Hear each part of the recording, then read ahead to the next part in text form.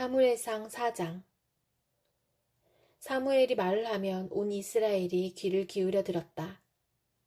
그 무렵에 블레셋 사람이 이스라엘을 치려고 모여들었다. 이스라엘 사람은 블레셋 사람과 싸우려고 나가서 에베네셀에 진을 쳤고 블레셋 사람은 아벡에 진을 쳤다.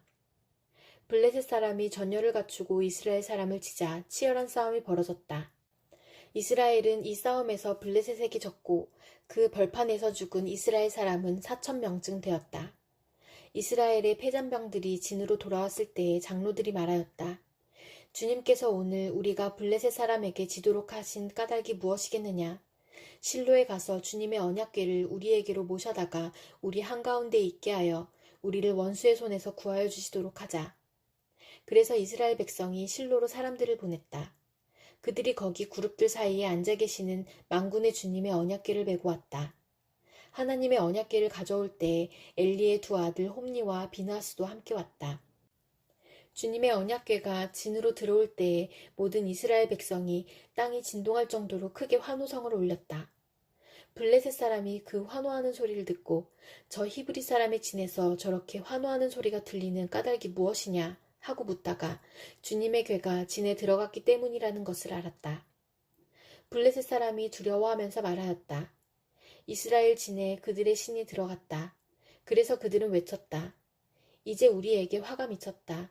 일찍이 이런 일이 없었다. 우리에게 화가 미쳤는데 누가 저 강력한 신의 손에서 우리를 건질 수가 있겠느냐. 그 신들은 광야에서 온갖 재앙으로 이집트 사람을 쳐서 죽게 한 신들이다. 블레셋 사람들아, 대장부답게 힘을 내어라. 그렇지 않으면 히브리 사람이 우리의 종이 되었던 것처럼 우리가 그들의 종이 될 것이다. 너희는 대장부답게 나가서 싸워라. 그런 다음에 블레셋 사람이 전투에 임하니 이스라엘이 져서 제각기 자기 장막으로 달아났다. 이스라엘은 이때 아주 크게 져서 보병 3만 명이 죽었다. 하나님의 궤를 빼앗겼고 엘리의 두 아들 홈니와 비느하스도 이때 전사하였다. 어떤 베냐민 사람이 싸움터에서 빠져나와 그날로 실로에 이르렀는데 슬픈 나머지 옷을 찢고 머리에는 티끌을 뒤집어 쓰고 있었다. 그 사람이 왔을 때에 엘리는 길가 의자에 앉아서 길을 내다보면서 마음속으로 하나님의 궤를 걱정하고 있었다. 그 사람이 성읍에 이르러서 소식을 전하니 온 성읍이 두려워하며 슬피 울부짖었다. 엘리가 그 울부짖는 소리를 듣고 물었다. 저 소리가 무슨 소리냐? 그 사람이 급히 달려와서 엘리에게 소식을 전하였다. 그 무렵 엘리는 98살 된 노인으로서 눈이 어두워져서 앞을 거의 볼 수 없었다. 그 사람이 엘리에게 말하였다. 저는 전쟁터에서 도망쳐 나온 사람입니다. 전쟁터에서 오늘 도망쳐 오는 길입니다. 엘리가 물었다. 젊은이, 무슨 일이 일어났소? 소식을 전하는 그 사람이 대답하였다. 이스라엘 백성은 블레셋 사람 앞에서 도망쳤고 백성 가운데는 죽은 사람이 매우 많습니다.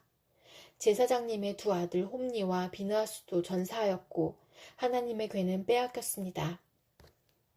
그가 하나님의 궤에 대한 소식을 전할 때에 엘리는 앉아있던 의자에서 뒤로 넘어져 문 곁으로 쓰러져서 목이 부러져 죽었다. 늙은 데다가 몸까지 무거웠기 때문이다. 그는 40해 동안 이스라엘의 사사로 있었다. 그때 엘리의 며느리인 비느하스의 아내는 임신 중이었으며 출산한 때가 가까웠는데 하나님의 궤를 빼앗겼고 자기의 시아버지와 남편도 죽었다는 소식을 듣자 갑자기 진통이 일어나 구부리고 앉은 채 몸을 풀었다. 그러다가 그는 거의 죽게 되었다. 그 곁에 서 있던 여인들이 아들을 낳았으니 걱정하지 말아요 하고 말해주었다. 그러나 산모는 대답도 없고 관심도 보이지 않다가 그 아이의 이름을 이가봇이라고 지어주며 이스라엘에서 영광이 떠났다 하는 말만을 남겼다. 하나님의 궤를 빼앗긴 데다가 시아버지도 죽고 남편도 죽었기 때문이었다. 거기에다가 하나님의 궤까지 빼앗겼기 때문에 이스라엘에서 영광이 떠났다고 말했던 것이다. 로마서 4장. 그러면 육신상으로 우리의 조상인 아브라함이 무엇을 얻었다고 우리가 말할 수 있겠습니까? 아브라함이 행위로 의롭게 되었더라면 그에게는 자랑할 것이 있었을 것입니다. 그러나 하나님 앞에서는 자랑할 것이 없습니다. 성경이 무엇이라고 말합니까? 아브라함이 하나님을 믿으니 하나님께서 그를 의롭다고 여기셨다 하였습니다. 일을 하는 사람에게는 품삯을 은혜로 주는 것으로 치지 않고 당연한 보수로 주는 것으로 생각합니다. 그러나 경건하지 못한 사람을 의롭다고 하시는 분을 믿는 사람은 비록 아무 공로가 없어도 그의 믿음이 의롭다고 인정을 받습니다. 그래서 행한 것이 없어도 하나님께서 의롭다고 여겨주시는 사람이 받을 복을 다윗도 다음과 같이 말하였습니다. 하나님께서 잘못을 용서해 주시고 죄를 덮어주신 사람은 복이 있다. 주님께서 죄 없다고 인정해 주실 사람은 복이 있다. 그러면 이러한 복은 할례를 받은 사람에게만 내리는 것입니까? 그렇지 않으면 할례를 받지 않은 사람에게도 내리는 것입니까? 우리는 앞에서 말하기를 하나님께서 아브라함의 믿음을 의로 여기셨다 하였습니다. 그러면 어떻게 아브라함이 그러한 인정을 받았습니까? 그가 할례를 받은 후에 그렇게 되었습니까? 그렇지 않으면 할례를 받기 전에 그렇게 되었습니까? 그것은 할례를 받은 후에 된 일이 아니라 할례를 받기 전에 된 일입니다. 아브라함이 할례라는 표를 받았는데 그것은 그가 할례를 받지 않은 상태에서 이미 얻은 믿음의 의의를 확증하는 것이었습니다. 그래서 그는 할례를 받지 않고도 믿는 모든 사람의 조상이 되었으니 이것은 할례를 받지 않은 사람들도 의롭다는 인정을 받게 하려는 것이었습니다. 또 그는 할례를 받은 사람의 조상이 되기도 하였습니다. 다시 말하면 할례만을 받은 것이 아니라 또한 우리 조상 아브라함이 할례를 받지 않은 상태에서 걸어간 믿음의 발자취를 따라가는 사람들의 조상이 되었습니다.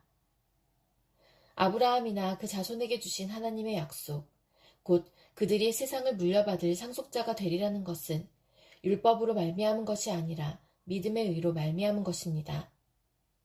율법을 의지하는 사람들이 상속자가 된다면 믿음은 무의미한 것이 되고 약속은 헛된 것이 됩니다. 율법은 진노를 불러옵니다. 율법이 없는 곳에는 범법도 없습니다. 이런 까닭에 이 약속은 믿음에 근거한 것입니다.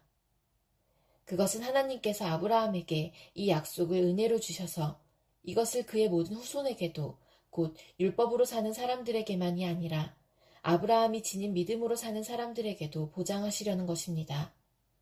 아브라함은 우리 모두의 조상입니다. 이것은 성경에 기록된 대로 내가 너를 많은 민족의 조상으로 세웠다 함과 같습니다. 이 약속은 그가 믿은 하나님, 다시 말하면 죽은 사람들을 살리시며 없는 것들을 불러내어 있는 것이 되게 하시는 하나님께서 보장하신 것입니다.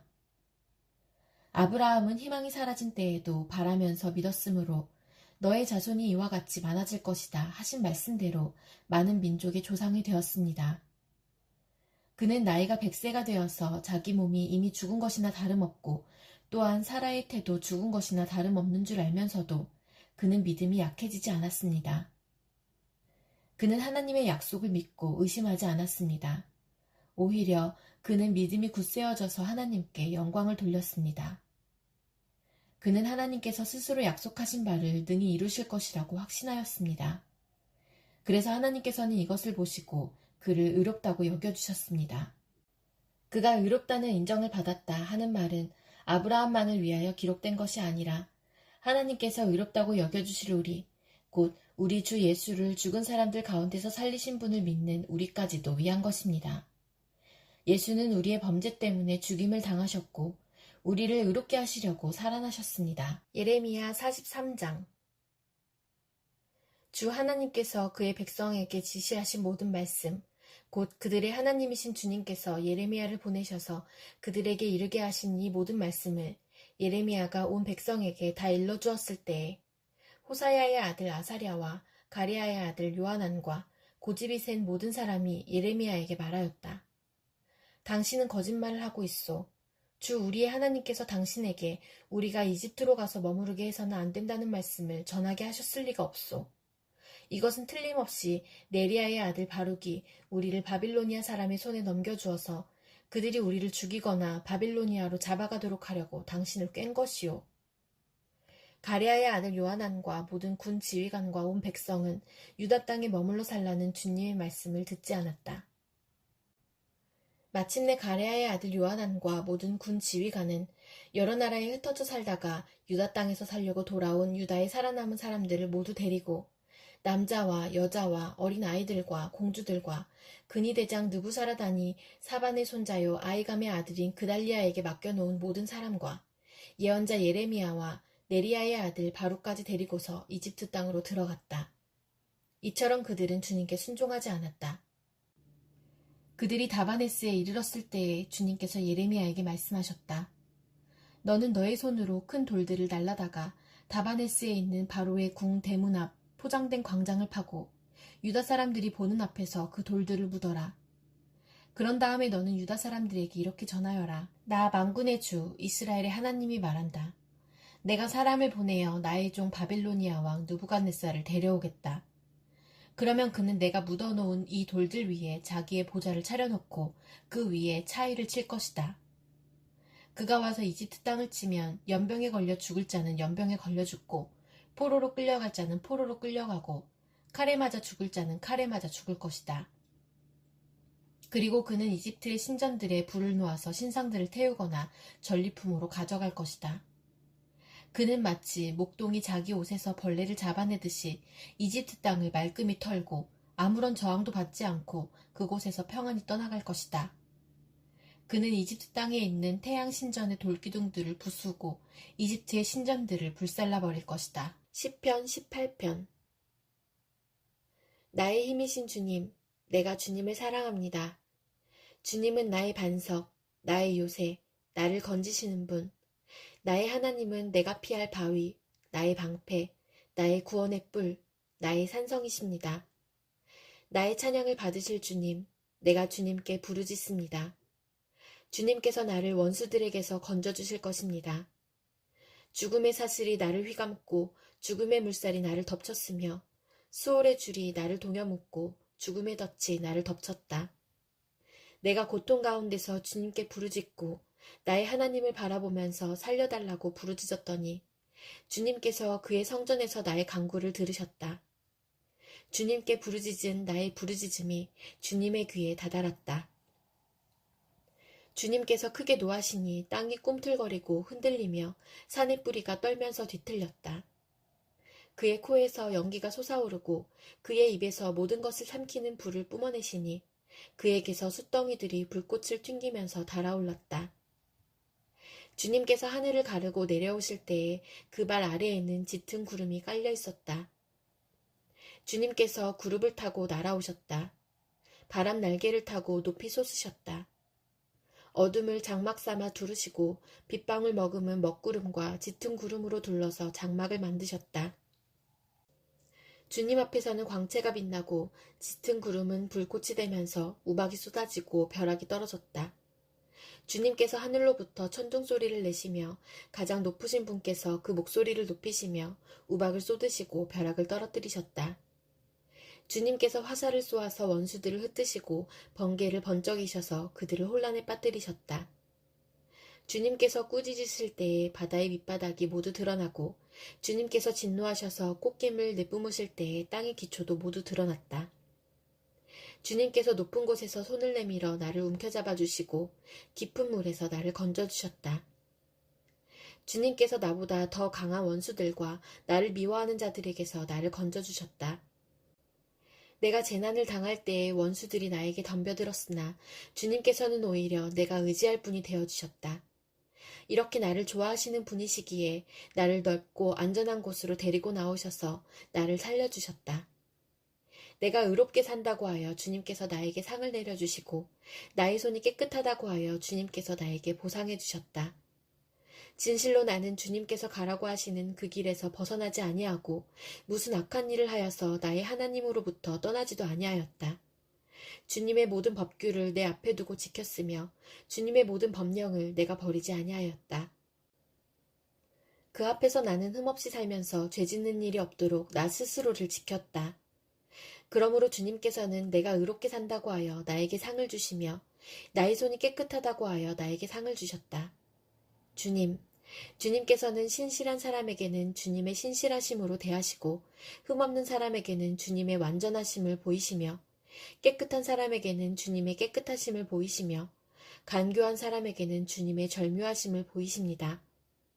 주님께서는 연약한 백성은 구하여 주시고 교만한 눈은 낮추십니다. 아, 주님.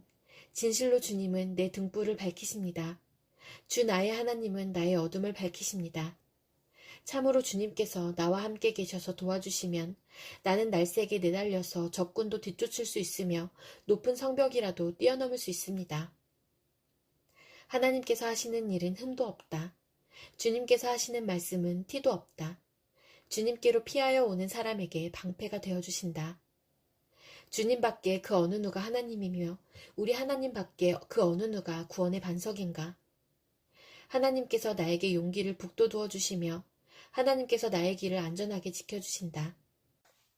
하나님께서는 나의 발을 암사슴의 발처럼 빠르게 만드시고 나를 높은 곳에 안전하게 세워주신다. 하나님께서 나에게 싸우는 법을 가르쳐 주시니 나의 팔이 돛새로 된 강한 활을 당긴다.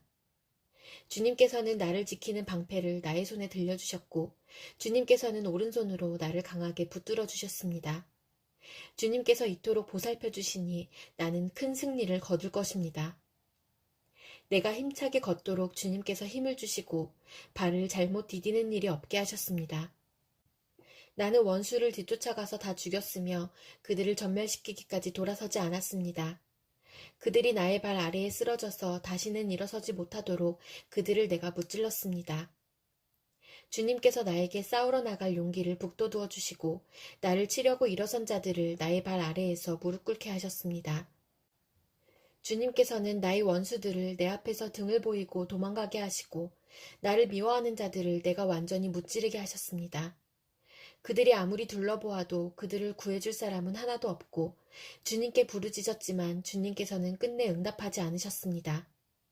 그래서 나는 그들을 산산이 부수어서 먼지처럼 바람에 날려보냈고 길바닥의 진흙처럼 짓이겨버렸습니다. 주님께서는 반역하는 백성에게서 나를 구하여 주시고 나를 지켜주셔서 문 민족을 다스리게 하시니 내가 모르는 백성들까지 나를 섬깁니다. 나에 대한 소문을 듣자마자 모두가 나에게 복종합니다. 이방 사람들조차도 나에게 와서 굴복합니다. 이방 사람이 사기를 잃고 숨어있던 요새에서 나옵니다. 주님은 살아계신다. 나의 반석이신 주님을 찬양하여라. 나를 구원하신 하나님을 높여라. 하나님께서 나의 원수를 갚아주시고 뭇 백성을 나의 발 아래 굴복시켜 주셨습니다. 주님은 원수들에게서 나를 구하여 주셨습니다. 나를 치려고 일어서는 자들보다 나를 더욱 높이셔서 포악한 자들에게서도 나를 건지셨습니다. 그러므로 주님, 뭇 백성이 보는 앞에서 내가 주님께 감사를 드리며 주님의 이름을 찬양하겠습니다. 주님은 손수 세우신 왕에게 큰 승리를 안겨주시는 분이시다.